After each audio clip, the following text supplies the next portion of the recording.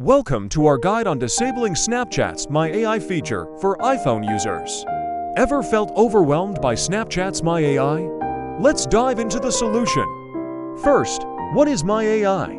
It's Snapchat's intelligent chat companion designed for real-time conversations. But why would you want to disable it? Some users have privacy concerns, find it distracting, or simply prefer human chats. Now, let's get to the step-by-step guide. Step 1. Update your Snapchat app to the latest version. Step 2. Access chat settings by swiping right from the camera screen and tapping your profile icon. Step 3. Find the My AI option and select Disable. It's that simple, but remember, as of now, only Snapchat Plus subscribers can disable My AI. Weighing the pros and cons? Disabling My AI enhances user privacy, declutters your chat feed. But you might miss out on this unique feature.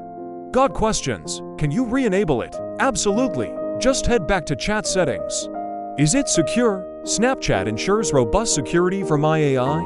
But always be cautious about sharing personal info. In conclusion, whether you embrace My AI or decide to disable it, prioritize your digital well-being and privacy. For a detailed guide, check out the link below. Don't forget to like, share, and subscribe for more tech tips.